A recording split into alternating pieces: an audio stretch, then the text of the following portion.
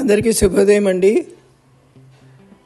ఈ రోజున మల్లెల వేణుగోపాలకృష్ణ శర్మ గారు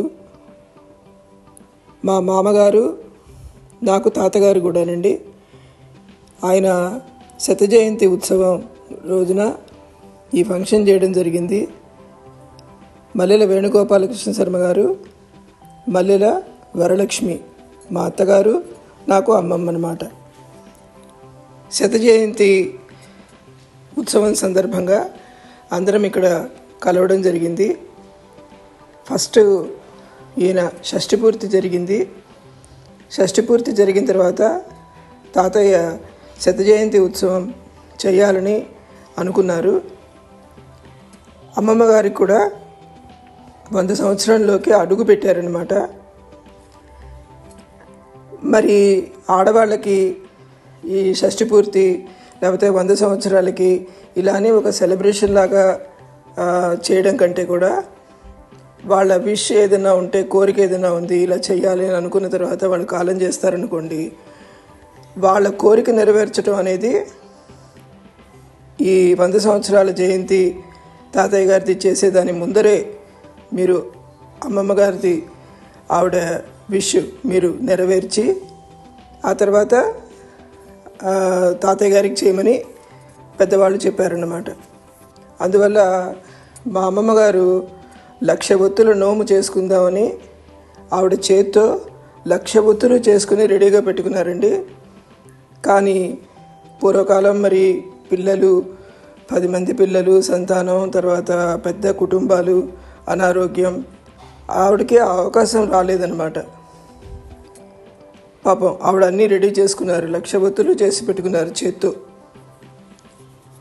తర్వాత అది కుదరకుండా పోయింది. ఆవిడ చాలా అనుకుంటూ ఉండేవారు అనమాట, ఈ 1,00,000 ఒత్తుల నోము అనేది చేసుకోవాలి అని. సో ఆవిడ కోరిక ప్రకారం ఈ 1,00,000 ఒత్తుల నోము కంప్లీట్గా చేసి మనం ఈ తాతయ్య గారి శత జయంతికి మనం ఇలా అందరం కలుద్దామని అనుకున్నాము. ఈ లోపల ఈ కరోనా రావడం, చాలా రూల్స్ అండ్ రెగ్యులేషన్స్ అన్నీ మారిపోయినాయి. సరే అయినా కూడా అప్పటికి 1-2 సంవత్సరాలు గడిచి కొంచెం తెరిపి వచ్చిన తర్వాత ఇలా చేద్దామని అనుకుని సంకల్పం చేయడం జరిగింది. అలాగే మా గేటెడ్ కమ్యూనిటీలో మేముంటున్న చోటే మా విజయ గణపతి దేవాలయంలో ఈ 1,00,000 ఒత్తుల నోము చేసుకోవడం జరిగింది అండి. అది కూడా నేను ఆల్రెడీ ఒక వీడియో పెట్టాను. ఇందులో చూడని వాళ్ళకి డిస్క్రిప్షన్లో లింక్ కూడా పెడతాను. మా విజయ గణపతి సన్నిధానంలో 1,00,000 ఒత్తుల నోము కంప్లీట్ చేసుకున్న తర్వాత మా గేటెడ్ కమ్యూనిటీలోనే ఈ శత జయంతి వేడుకలు కూడా చేసుకోవడం జరిగింది. Thank you very much for watching my video. మీ అందరికీ నచ్చినట్లయితే ప్లీజ్ లైక్ అండ్ సబ్స్క్రైబ్. ఈ వీడియోలో అందరూ మా తాతయ్య గారి గురించి, అమ్మమ్మ గారి గురించి, అంటే అత్తగారు, మామగారి గురించి అందరూ వాళ్ళ అభిప్రాయాలు చక్కగా చెప్పడం జరిగింది. ఇది వీడియో 2 భాగాలు అయిందండి. ఒకటి వీడియో 1 అన్నమాట. ఇది సెకండ్ వీడియో కూడా వస్తుంది, అందరూ చూడండి. Thank you so much.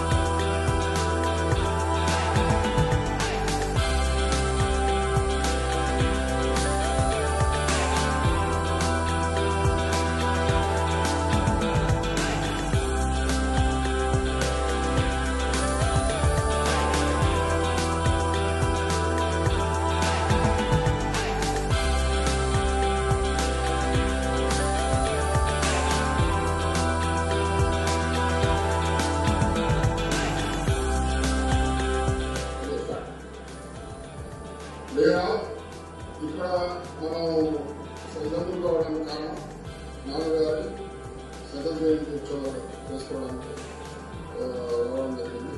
నాన్నగారికి 2021 అక్టోబర్లో 100 సంవత్సరాలు స్టార్ట్ అయింది. సో 100 సంవత్సరాలు పూర్తయ్యే వరకు మనం 100 సంవత్సరాలు చేసుకోవాలి. సో నెక్స్ట్ అక్టోబర్కి ఈ 100 సంవత్సరాలు పెట్టింది. సో ఈ సంవత్సరంలో మనకు ఛాన్స్ ఉంటుంది. బట్ అక్టోబర్ నుంచి కరోనా కారణాలు, కరోనా వాతావరణ కారణాలు అందరూ కలవలేని పరిస్థితి కాబట్టి పోస్ట్పోన్ చేసాల్సి రావడం జరుగుతుంది. సో మళ్ళీ కూడా రాబోయే రోజుల్లో ఎలా ఉంటుందో తెలియదు కాబట్టి వేసవకాలమైన మే నెలలో పెట్టుకోవడం జరుగుతుంది. సో ఈ శత జయంతి ఉత్సవాలకి అన్నయ్యలు, అక్కయ్యలు, మా బావమరుదులు అందరూ పట్టణవుతున్నారు, రాబోతున్నారు. సో ఈ సందర్భంగా గోవింద్ అంటే ఆవులను అధ్యక్షులు వహించి అందరితో మాట్లాడించి దీన్ని సక్సెస్ చేయాలని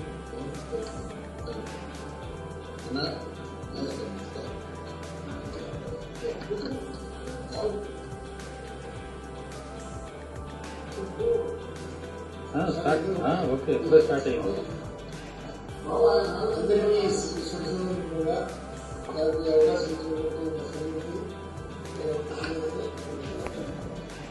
అందరూ కూడా డిసిప్లైన్ వల్ల మా అమ్మగారి డిసిప్లైన్ వల్ల అందరూ మంచి పొజిషన్స్ రాగలిగాము. ఈరోజు మా పెద్దగారు వచ్చారు, అందరూ వచ్చారు. ముఖ్యంగా ఏంటంటే ఒక్కొక్కరు అభిప్రాయాన్ని నాన్నగారి గురించి ఒకసారి మందరం చేసుకోవాలని అనుకోవడం జరిగింది. అందువల్ల మా పెద్దకి మా నాన్నగారి గురించి మాట చెప్పేసి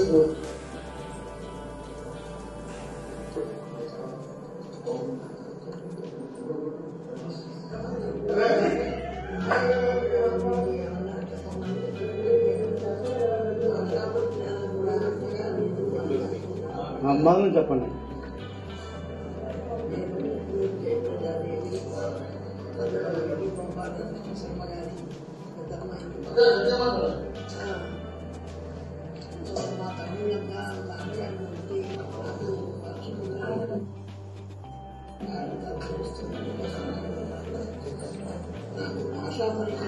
అంతగా లేదు అని అనుకుంటారు. కానీ జ్ఞాపక శక్తి కాస్త ఎక్కువే అందరూ అనుకుంటారు. నా తల్లిదండ్రులతో అనుబంధం నాకు 4వ సంవత్సరం నుంచి జ్ఞాపకం ఉన్నది. పెద్దవాళ్ళు చెప్పిన దాన్ని బట్టి నాన్నగారి భక్తుల నుంచి చెప్పాలంటే మా తాతయ్య మధ్యలో వెంకటరామయ్య ఉన్నారు. మా నాన్న ప్రసిద్ధిదేవత గారి గురించి కొంత చెప్పవలసి ఉంటుంది. మధ్యలో వెంకటరామయ్య గారు మరియు శివదేవమ్మ గారు ఉండే దంపతులు. వారికి 4వ సంతానం మా నాన్నగారు. మా తాతగారు రామభక్తుడు మరియు హఠయోగి. మా తాతగారు అంటే మా అందరికీ చాలా ప్రత్యేక గౌరవం. మా తాతగారు పిచ్చమ్మ గారు సంతానం లేదు. ఆవిడ కోరిక మేరకు తాతయ్య నాన్నగారిని 5వ ఏటనే దత్తత ఇచ్చారు. మా తాతగారు మరియు పిచ్చమ్మ గారు ఒకటే కాకుండా ఇరుగు పొరుగుగా ఉండేవారట. నాన్నగారు 2 తల్లుల ముద్దు బిడ్డగా పెరిగారట. నాన్నగారిని దత్తత తీసుకునే నాటి పిచ్చమ్మ గారి వయసు 65. ఆ రోజుల్లో పెళ్లిళ్ళు బాగా చిన్న వయసులో జరిగేవి. అలాగే మా నాన్నగారి పెళ్లి 14 సంవత్సరంలో, అమ్ములు 12 సంవత్సరంలో. శారదా యాక్ట్ కింద మల్లవల్లిలో 5 రోజులు ఘనంగా పెళ్లి జరిగిందట.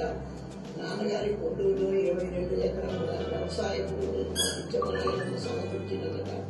ఆవిడ పుట్టు బ్రహ్మచార్యుడు. ఆవిడకు పెళ్లికి 5 సంవత్సరములు వయస్సు. భర్త సుబ్రహ్మణ్యం గారు 12 సంవత్సరములు. మా తాతగారు అనారోగ్య కారణంగా కాలం చేసినారు.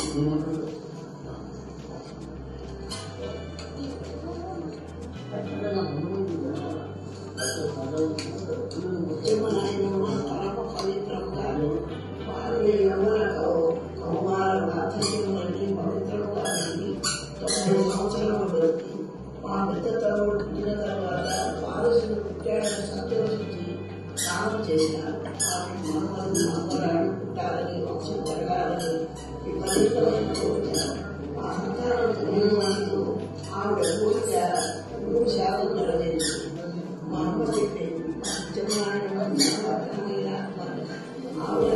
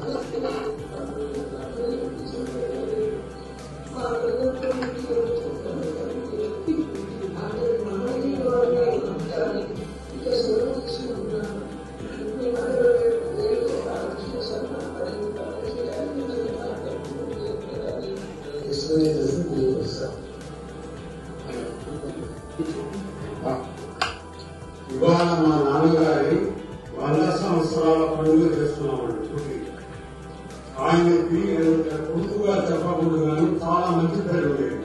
ధర్మరాజు మిషన్ ఆయన అన్నదప్పుడు జిల్లా వ్యవసాయ శాఖకి డిప్యూటీ డైరెక్టర్గా 5 ఏళ్ళు పనిచేశారు. ఎంతో మంది తప్పులు చేసి ఆయనకు దొరికినా ఏమాత్రం అపకారం చేయకుండా ముందే వాళ్ళకి తెలియజెప్పి నువ్వు తప్పు చేశావు, నువ్వు అది సరి చేసుకో, అది యాక్షన్ తీసుకుంటే తర్వాత దెబ్బతింటామని చెప్పి చీమా కూడా ఆయన అపకారం చేయదు. ఆయన గొప్పతనం దేశంలో ఎవరైనా చెప్తారు. చాలా గొప్ప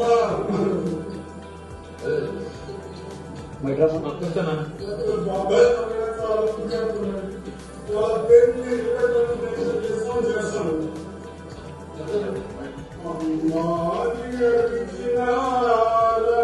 అమ్మాదించలేమన్నా ఆవేదన తీరురోజు ఈ జన్మకు లేదా అమ్మాని అలకించలేమన్నా ఆవేదన తీరురోజు ఈ జన్మకు లేదా 10 నెలలు నన్ను మోసి పాలిచ్చి పెంచి మధ్యమార్గంలో పూడిగాలు చేసి ఓ తల్లి నన్ను గుడిలో నదుబాటు చేసి తలచకమ్మ తనయుని తప్పుడు క్షమించమ్మా అమ్మా నాన్న నాడి కొడుకునమ్మా నా గతి ఎరిగినమ్మా నీ మాట తీరమ్మ ఒకనాడు కనమ్మా కనిపిస్తే కన్నులతో కాళ్ళు కడుగుతా అమ్మా మాతా పితపై పాద సేవే మాతర సేవే మరువరమ్మా కన్నులంతట పారమ్మా కన్నులంతట పారమ్మా అమ్మాని అరచిన ఆలకించవేనమ్మా ఆవేదన తీరులేదు ఈ జన్మకు లేదా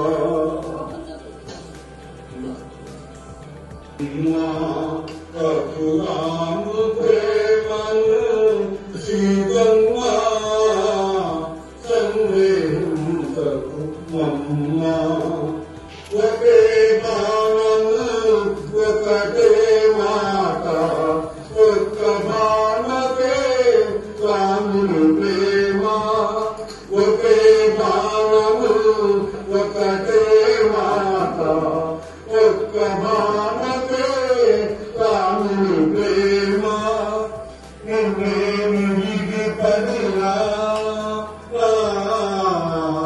నిన్నేమి విడిపడినా గతభంగను కానీనమ్మా గతభంగను కానీనమ్మా సందేహించకుమమ్మ రఘురాము ప్రేమను శ్రీతంగా సందేహించకుమమ్మ రఘుసురేశుడే ధర్మను మరో బాధతో కూడిన నాడు రఘుకులేశుడే ధర్మను మరో బాధతో కూడిన నాడు కాదుగ కలుగ పను నా కావ్యం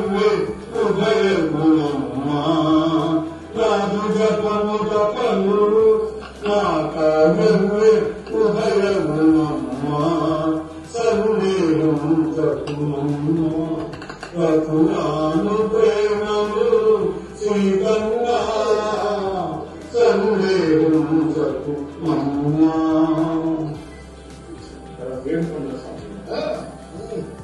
ఏడు కొండల సాగి ఎపానమయ్యా యమునకి కాలరాయ్యా ఏడు కొండల సాగి ఎపానమయ్యా యమునకి అనుభవించితిరా బతుకు సమరంలో తండ్రి కోరితిరా జన్మమెత్తుతురా అనుభవించితిరా బతుకు సమరంలో తండ్రి కోరితిరా స్వార్థమనే పిశాచు సారు చేతరా బతుకంతా చలరేగిన ప్రళయమానరా మట్టిలో రమానిత్యం దాగిరురా మనిషిలో మహాత్ముడు ప్రాంతగలమురా మట్టిలో రమానిత్యం దాగిరురా మనిషిలో మహాత్ముడు ప్రాంతగలమురా ఈ గంటలు గుండెలోన ప్రతిధ్వనించవా జన్మమెత్తుతురా అనుభవించుతురా బతుకు సమరంలో అనుభవించురా. నాన్నగారు ఉద్యోగం చేసిన కంపార్ట్మెంట్ చేయడం జరిగింది. నేను ఉద్యోగం చేసినప్పుడు అందరూ కూడా నాన్నగారు శ్రీనివాసం అయ్యారు. నేను ఆఫీసులో జాయిన్ అయినప్పుడు డిపార్ట్మెంట్ లో అందరూ రూపాయలు వస్తున్నట్టు అది వాళ్ళు ఏదో అనిపించదు అనమాట. ఇప్పుడు నేను మంచి పని చేస్తే గోడకు ప్రసాద్ చేసేవాడు, చిన్న పని చేస్తే ఆయన పెట్టి మా అబ్బాయి తక్కువ చేసేవాడని చెప్పేసి డిపార్ట్మెంట్ తెలుస్తుంది. నేను ఆయన అడుగుతాడు, ఆయన చేసే ఉద్యోగం విషయంలో చేసుకుంటూ వచ్చేవాడు. అలాగే నాన్నగారికి డిపార్ట్మెంట్ లో చాలా మంచి పేరు అనమాట. ఆయన ఇంగ్లీష్ కాలేజీ ఫార్మ్ డెవలప్ చేశారు ఉద్యోగంలో. ఆయన ఫార్మ్ ల్యాండ్ నుంచి ల్యాండ్ ప్రత్యేకించి మొత్తం ఇంగ్లీష్ కాలేజీ పూర్తి చేసేందుకు ఆయన శ్రమించారు. అప్పుడు ఆ చుట్టుపక్కల ఉండేటువంటి వ్యక్తులకి వాళ్ళకి వేసి వాళ్ళకి సాయంత్రం మీటింగ్స్ పెట్టి వాళ్ళందరినీ ఎంకరేజ్ చేసి వాళ్ళని ఉద్యోగాలు ఇచ్చారు. నేను మళ్ళీ నా టైంలో నాన్నగారు ఉద్యోగం ఇచ్చాను, తర్వాత బాగా ఉద్యోగాలు. అలాగే నాన్న అదే ఆనందంగా ఉండేవారు. ఎందుకంటే ఎంతసేపటికి ఒక విధమైనటువంటి ఇది అనమాట. ఆ శ్రమ కంపెనీ సాయం చేయడము, అలాగే డిపార్ట్మెంట్ కూడా చాలా మంచి కలిగింది. ముఖ్యంగా కలెక్టర్స్ కానీ ఎవరైనా కానీ వాళ్ళ నాన్నగారికి మా నాన్నగారు రిప్రజెంట్ చేసినప్పుడు సీనియర్ ఆఫీసర్స్ అందరికీ అసోసియేషన్ ప్రెసిడెంట్ అవుతారు. అంతే ఏమిటంటే ఆయన మంచి ధర్మం, ఆయన నిజాయితీ, ఆయన ధర్మనిరతి ఇవన్నిటికీ కారణం. అలాగే ఇంతమంది పెద్ద సంసారాన్ని ఆయన వచ్చిన ఒకే చిత్రంతో అందరూ మీటింగ్ చేసేవారు, అంతా మీటింగ్ చేసేవారు. అలాగే ఉద్యోగంలో సాయం చేసిన ఈ మామూలు ఖర్చాలకి మామూలు డిపార్ట్మెంట్స్ ఉంటే వెళ్తారు. కానీ ఎక్కడైనా రూపాయి అందరూ తీసుకుంటే నా పిల్లలు ప్రయోజనాలు ఉద్యోగ ధర్మంలో ఆయన అలా ఉద్యోగం చేశారంటే 10 మంది 20 గ్రాడ్యుయేట్స్ ఫారిన్ కూడా 9 ఆఫీసులు ఉన్నా ఇంత డెవలప్మెంట్ కారణం ఏంటంటే ఆయన విశ్వాసము, ఆయన మీద నమ్మకము,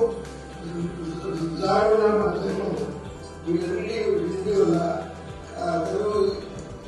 మామూలుగా చదివించాలన్నా పెళ్లి చాలా ఇష్టం. అలాగే దాంట్లో ఇంతమందికి ఎన్నో చేశారంట. ఆయన కోసం ఆలోచించారు. మా అమ్మగారు కూడా ఆవిడ కూడా ఎంత అతి తక్కువ తీసుకుంటూ ఇంటికి వచ్చిన అందరినీ అంతా బ్యాంక్ మెయింటైన్ చేసింది. అలాగే ఇంకొక కాంప్లెక్స్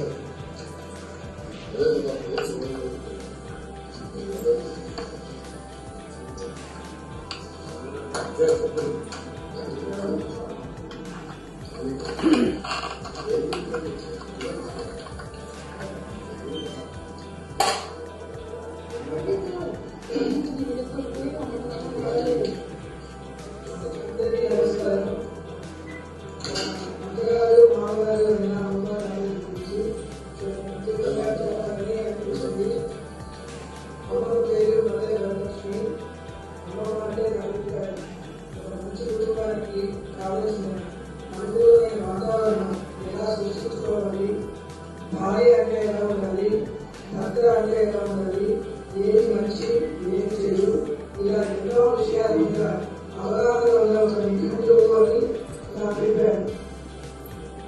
మనం ఏ విషయం తెలుసుకోవాలి అని అనుకుంటామో ఆ విషయంలో మళ్ళీ సందేహం లేకుండా చెప్పింది. రామాయణ మహాభారతాలు చెప్పి అందులో ఉన్న పరిస్థితులు మన జీవితంలో వచ్చే పరిస్థితులు అన్వయించి ఒక కష్టాలు చెప్పింది. ముఖ్యంగా ఒక విషయం చెప్పి అమ్మమ్మ గర్భంలో పెరిగిన ఒక అమృతమై మాకు అమ్మగారు ఇచ్చింది. మా అమ్మగారు ఇప్పుడు 72 సంవత్సరాలు. ఇప్పటికీ ఏదో ఒక భక్తులను తెలుస్తూ మమ్మల్ని ఉత్సాహపరుస్తూ ఉంది. మా అమ్మగారి సహోదరి ఇప్పుడు నాగలక్ష్మి చూపుతున్నారు. మా పిన్ని, నాకు ఇంకొక అమ్మ. మా తాతయ్య గారు పేరు నాగల వేణుగోపాల రామమూర్తి. మా అమ్మగారు జాబు చేసిన తర్వాత తాతయ్య గారు 20 సంవత్సరాలు మనుషులైన